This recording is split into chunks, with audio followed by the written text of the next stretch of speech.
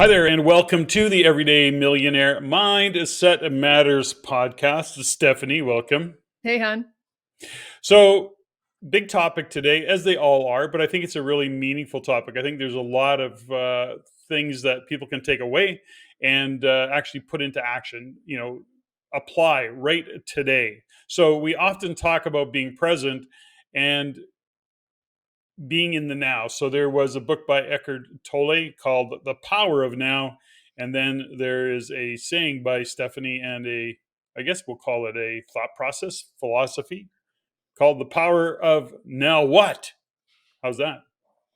That would be it. I always threaten that that's going to be one of the chapters in my book because when we're present, we're in the moment and we're practicing our mindfulness and our stoicism, that's great. But life is still happening as we do that.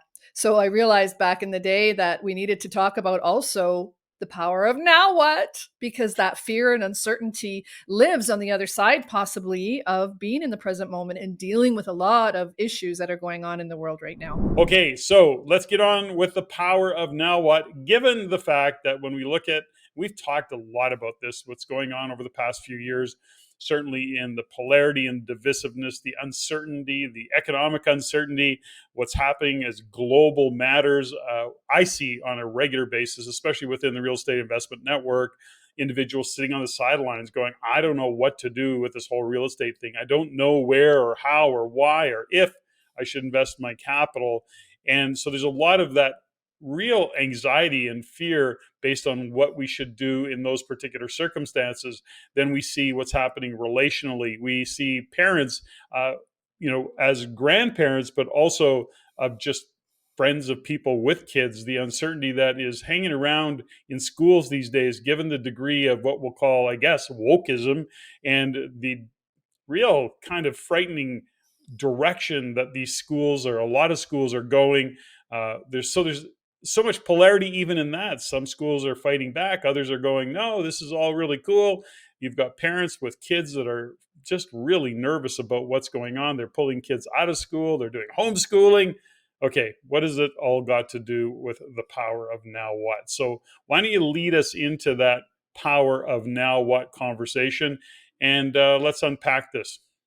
When we're faced with decision making, and if you remember, decide means to cut. And when you cut something and you commit to something else, you're leaving certain things behind. Mhm. That has happened, I think, on steroids the last 3 or 4 years, and even before that, where people are being forced to make decisions with their lives, their bodies, their careers, their jobs that maybe they don't 100% want to make. Mhm. So when we're in that situation, there's a level of an when we're in a situation like that, there's a level of uncertainty that happens that sets us up for not knowing. So the concept I use when I'm dealing with the power of now what, it is, are you okay with saying, I don't know? Mhm. Are you saying, I don't know on purpose, authentically, or are you pretending you know stuff that you don't really know, which sets you up in many ways for failure? Because as you said, all the things that are going on right now are done in the name of, let's call it inclusivity. But what it's doing is excluding people. It's excluding conversations about the future. So we're so distracted and being forced to talk about all these ridiculous issues when the truth is life is still happening. Things are still moving forward. Goals are still being set. Deals are still being made. But all of this uncertainty surrounds it. So we actually are forced to stay so in the present and so paralyzed in a way, from the polarization, we get paralyzed in the decision making process. So when we apply the concept of the power of now what, we have to step back and go, I'm actually choosing not to make a decision because I don't know what I don't know. I don't know what I need to do to move forward given the circumstances that are unfolding. Yet there's those that are actually just moving forward. So, I mean, what do you do in those scenarios, or how do we look at that? Because I don't know, my judgment of it is that so many people just seem to be living life, everything's grand, everything's cool. And then there's others that are going, I just literally don't know what to do next. So let's see if we can break that down a little bit. I don't know the answer to that one. Here's my observation. Those with a lot of cash right now, those who are sitting in a very liquid position, are actually just doing okay. They're living life, they're doing what they do. There's those that are have a job, they have a career, a business that they're uncertain about, they're really not knowing what to do next. So that is, again, in the power of now what might apply in those circumstances. Let's see if we can give some context or some scenarios that listeners can relate to. Any kind of thoughts that you can contribute in that regard? Well, to that point, Hun, is that if we're have the courage to say I don't know and sit in that and not take the hit around or the slings and the arrows of people saying, well, what do you mean you don't know? You've always known. You're always your leader. You must know. Tell us what to do. But the truth is, the minute you say I don't know, and you're vulnerable in that state, it actually gives other people permission to say maybe they don't know. And when you don't know something, you open up to discover and be curious what else could be a solution. Because for many years, many in my experience, many people were just moving from thing to thing to thing automatically or on automatic pilot. And right now that's been shut down. So when you shut something like that down, there's a gap. And in that gap lives uncertainty. And uncertainty can live in a space for quite some time because very little in life is certain. But when we live in uncertainty too long, we're in inaction. And when we get to inaction, that's when things start to really, really slow down. Inertia kicks in. And then what happens is the fear kicks in. So, what I would like to invite people to consider is to be in the uncertainty, be in curiosity, but then take some actions because that space around you, that space of uncertainty, is going to show you some feedback. It might show up as people you hadn't thought of being resources before. It can show up in opportunities, maybe a new career path, maybe a new group of friends, or you just never know what shows up in the I don't know. But if you're not willing to be vulnerable and just go, I just don't know right now, or yet, our famous line, I don't know yet, then there's no space for the new knowledge, the new resources, the new relationships, the new opportunities to show up. So there's a couple things, and I love that, by the way, and it just reminded me of a couple things. First off, which is in the power of now what, it may mean reaching out to somebody that you respect or that you think has a skill set or a perspective you don't have. Often people will reach out within the RAIN community, for example, and ask for advice. And I always say, I can't really give you advice. What I can do is ask you questions. I can help maybe lead you into the answer that you get to for yourself or on your own based on the information that you have. Let me see if I can draw that out of you. So the point is that if you approach somebody and go, I really don't know what direction to go, how are you making a decision? What direction are you going based on this? Or how are you making decisions based on what's happening in the world today? So rather than look for advice or even somebody else's opinion, ask for their perspective. So, for example, recently a friend of mine reached out and said, I'm doing a video. I'm going to tap into a whole bunch of resources, and we're going to talk about the rate hikes and where rate hikes are going, where we see interest rates going. So I shot a little 35-second video, the fearless forecast of the future rate increases and what I see. And I stated it. And at the very end, I said, and here's the truth. I don't know. Nobody knows, and it's a guess at best, but it's always fun to do these kinds of things. So it was really, at that point, all I could do is give my perspective. And if that was valuable to people, to say, okay, something, I can see that perspective. So that, I think, is something that's important as well, is to actually ask and seek guidance from those who have experience or that you respect or have a level of expertise, just so you can see how they're looking at things. So then you can make different decisions and make different choices. Any thoughts on that? Absolutely. I think also asking the questions, the quality of your life is based on the quality of the questions that you ask. And over the last while, especially, we're being told that we don't know stuff. So we need to go to the experts, whether it's weather, climate, pharmaceutical decisions, whatever. We don't know anything. We're not scientists. We're not doctors, but we do know things. And the truth is, if we put ourselves in environments with people who are asking curious and compelling questions, then we have the answers that we need. We're just being told that we don't have them.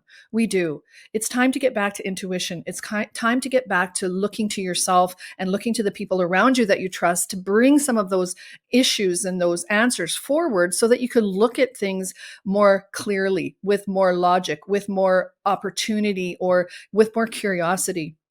I think we have all the answers that we need. I think we have them inside. It's just that they've been squished or maybe silenced for a little bit too long. So, what I would invite you to do also is to not just look for resources and ask for perspective, but to put yourself in situations where people like me, for example, who are nosy or who know how to ask really good questions, to poke and to prod and to gently bring out the answers that you have. Because the truth is, you already know. You do. Yeah, I think there's a couple things that I want to pick up and shine a light on in what you just said there. And first off, there is common sense and then there is nonsense. And as much as we may not be experts in certain things, there is a degree of common sense that we have to apply. Sometimes even common sense doesn't make sense. And I can give you all sorts of illustrations of that, but then that'll take me down a whole different path that I don't want to go down. The point is this is when we look at certain things, we create a thesis, we make decisions, and sometimes we don't have all the information. I get all that. But in the power of now what, it really is what? Stepping back and saying to yourself, no, I don't know. I'm not ready to make a decision, or I'm going to make a decision I really don't know. I'm going to make a decision anyway based on what I do know because I feel like I have to, and I'm compelled to make that decision just to keep moving forward. And a little bit of, I don't know, what, crossing your fingers, I guess. I don't know. What's your thoughts on that? Because, we even find ourselves in a situation right now where we have to make a decision. And it's really frustrating. It's kind of a little risky and we have to move forward based on the information that we have. And that is sometimes feeling quite risky, but we still used as much common sense as we possibly could in a situation which is nonsensical. And we still try to apply common sense and you still have to move forward. So, again, I want to keep going back to this power of now what. And can you give me a context or give listeners a context for that so that we can actually see where this might fit in our lives and in our decision making and even how we look at life. Well, there's going to be a stage when we have to take action. So, when we have to take action, you're either going to take it from a place of being powerful and moving forward or from being backed into a corner. And I think for me, if I can take one small step in the direction of the best right action, that's all I can do. And then the result will happen and then I'll get the feedback. I'll either like the result or I won't like the result. That's what usually stops people from making decisions. It's not just fear or fear of the unknown. It's also knowing, what if I'm wrong? What if I'm Mhm. wrong? This is going to affect or could affect a lot of people. It could be a lot of money. It could be a huge mistake, even though we had all the information we could to make that decision. But you know what? It's better to make the decision and move forward one small step in the direction of right action. Then you can Mhm. at least get the feedback that you need and then get going in a new direction or carry on with that momentum. The hardest thing is to be paralyzed in the inaction. And that's where our heads make that becomes our biggest enemy is our brain, our head, our stories, all the awfulizing and the stories that we tell ourselves about what's going to happen. But the truth is the results are never that dramatic. They're never as bad as we think they're going to be. I mean, this one that we're entering could be, but we have to make a decision. And I think being grown-ups and being people that have experience and have the ability to move through things, we're going to get to the other side regardless of what the outcome is. But we have to take action. And that indecision and that moving into decision is the power of now what. That Mhm. is the power of now what. Mhm. Not just the power of now and then taking all the information, distilling it down and then still being, paralyzed and not taking any action.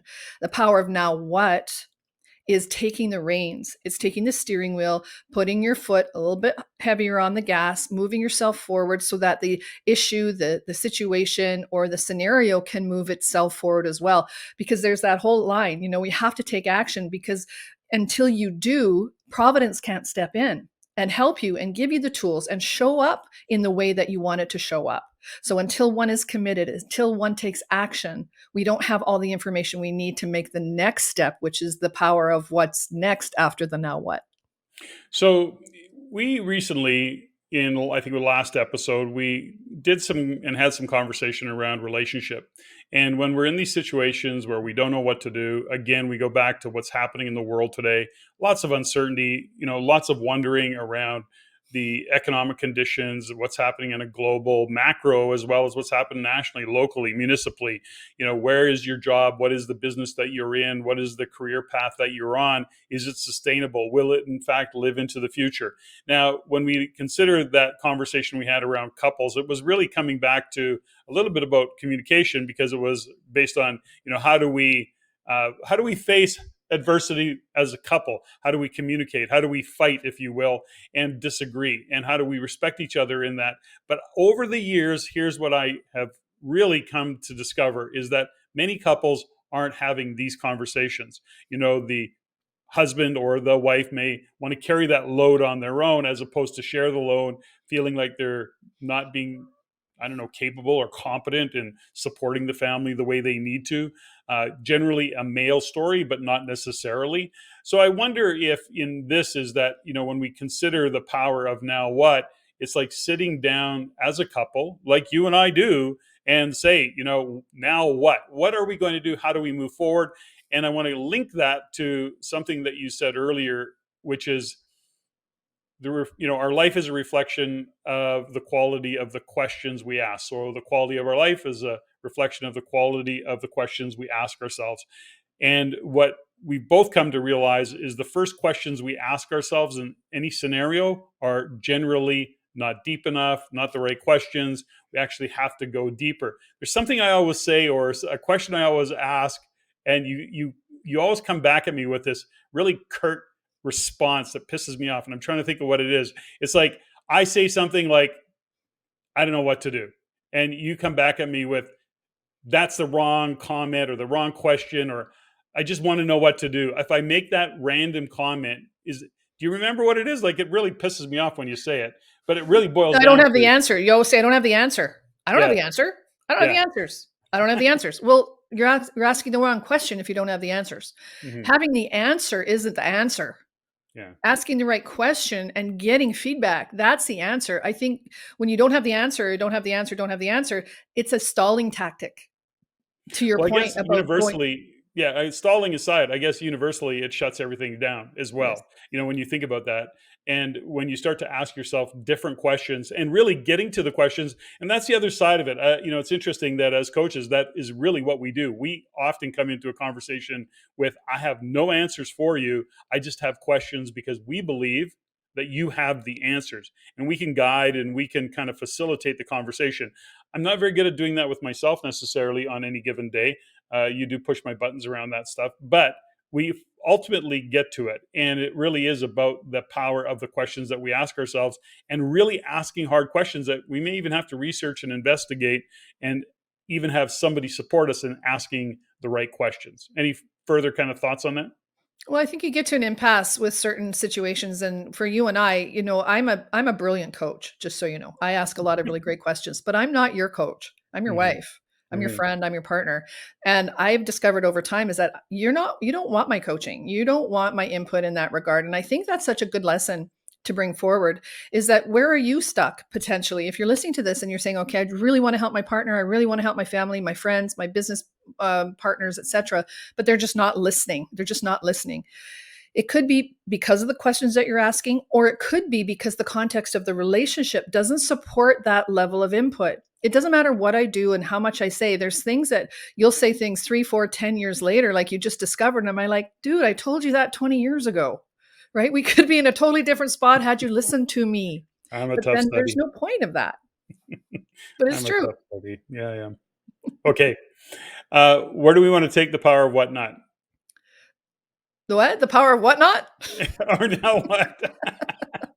Oh, we're Oh my hilarious. gosh, I'm a freaking comedian. Okay, You at least are. today. I'm So, the power of now what? Have we got any further to go with this? Because if not, I'm going to go on a totally different tangent topic that I think is unrelated, but I still think it's an important topic. What's your thoughts?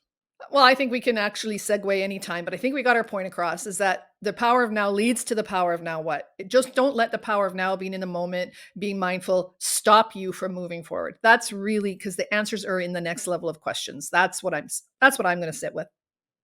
Yeah. So, I want to go to a totally different topic, because when we look at a number of things around mindset and how we manage our energy, and really, this is a topic we've come up with before, and I've shared this in terms of my attachment to possessions. The more, I guess, the older I've gotten, perhaps the less I'm interested in material things. But that's me. There's lots of young people that listen to this, and there's lots of those individuals who don't look at things materially like I do. And so the point of it is that when we consider energy management, if you will, emotional management, is it's, do we own things or do the things own us? And that really is kind of one of the questions. So, you buy a nice car, you buy a nice diamond, you buy a nice thing, whatever that might be. Do you own it or does it own you? So when I look at something, I say to myself, I don't want to own it because I don't want to insure it. I don't want to wash it. We're talking about boats or cars or any of those kind of material things in that regard. I don't want to have to worry about losing it. But the minute I'm worried about losing it, it owns me. The minute I'm worried about denting it, scratching it, having it devalue, then it owns me. So the point of this, I guess, is that when we look at the material things that we want to own, we have to be, I guess, aware. It'd be good guidance perhaps to be aware of, do you own it or does it own you? And I say, does it own you mentally, emotionally, spiritually, energetically? And just something to be aware of when in a world of the polarity, the divisiveness, the comparativeness, the social media, where we get those snapshots of those moments in time of the family or the person driving the Lamborghini or walking down the beach in a ultra modern, cool facility that they're staying at. Do those scenarios own us or do we own those scenarios? And that is really the power of detachment, which is a little bit different than the power of now what, or a lot different perhaps. I don't know if I can link those two or not. They're So totally linked. okay, well, link them for me because I brought it Okay. up. I just wanted to go down that path. Well, it's not a rabbit hole at all. It's totally linked. Think about it. If you're in a situation where you're uncertain, or you've got that uneasy feeling and you have to make a decision, one of the filters could be, now I've made the decision. You visualize, you look up on, you say, okay, I'm disassociating. I'm going to see my life with that thing. I've made the decision. I got the outcome that I wanted. I bought that helicopter, for example. Okay, Mhm. now what? Well, did I buy it because of who I get to be because I have a helicopter, or because my neighbors know I have a helicopter? So if my neighbors didn't know I had a helicopter, would I still want a helicopter? So the power of now what? I've made the decision. Now what? Now what? Mhm. Now I'm attached to the image, or maybe I'm attached. So to get all the way through the decision, and the power of the now what decision is, now what's next? Mhm. To your point, did I do it from a place of what really serves me, aligns with my values? It lights me up. It serves me. It ticks all the buttons of the things that I need and want in my life, but not from a place of ego. And I think that's what the power of now what's really taught me, is that when I make a decision, I try to go through to the outcome, to the end game, and then look backwards and say, you know what? I really don't need a helicopter. I only wanted it because my neighbors had one and they thought I would be cool, or whatever that thing is. It could be a new pair of shoes. I don't care. Whatever that is. I mean, I've changed a lot over being a pack rat and seeing and moving as many times as we had, and look at all the stuff around here. And you have a really good message when it comes to looking at stuff. You just see little piles of money everywhere. Every pair of shoes, you go, there's $100, $200, $200, $200. And I've really learned that from you over the years, is that we don't need that energy stuck. We don't need that money stuck around. And as I start to purge, and I mean, even my shopping habits have changed because of the power of now what. Now I have to look after that. Now what if I gain weight? What if I lose weight? I've got all this stuff in my closet that I've been purging for the last year, and it's still packed. I So know. in those So, so I want to share a little story, in terms of, do we own something or does it own us? And it's an old story that uh, happened many years ago, but I'll share it anyways. And that is, a friend of mine owned a collector truck, an old truck that he had restored, half done. I don't know, it was a 1942 or 54 or something, very unique, and it was really cool. And he was in the summertime, and he had it parked out in the front of his yard, or in front of his house on the street. And one night he wakes up in the middle of the night and he hears noise. He looks out his window. Sure enough, there's three guys that are broken into his truck. They've got the hood on the truck lifted up. He's a big guy. He runs out there. He like rips the first guy off the truck, and the next thing you know, they're into a fight. Three guys, one guy. He's big enough. He beats a couple guys up. He injures himself. Long story short, police get involved. They show up. They go, tell me what happened. He tells them what happened. And this is a little interesting part of the story, is that he got charged with assault. Now, he got charged with assault. And in hindsight, I talked to a police officer who I knew, who was familiar with this particular incident because it was years ago and it was a big deal. And he said, we walked up and we said, what happened? And he said, well, these guys were breaking into my truck. I ran up, I pulled him off, I punched him in the face. Then the other guy attacked me, so I punched him in the face. He told this whole story. And then he said, I said to the guy, says, so you mean he turned around and you thought you were going to be attacked?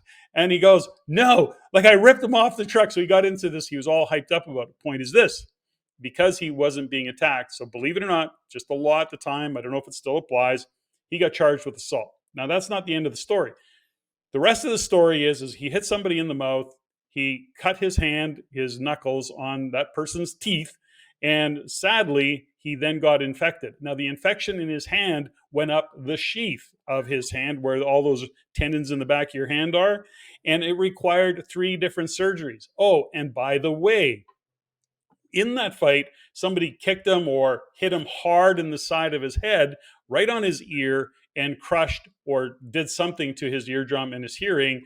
And now he's virtually deaf in that particular ear. Now, all of that was because he had this attachment to what was going on with his truck.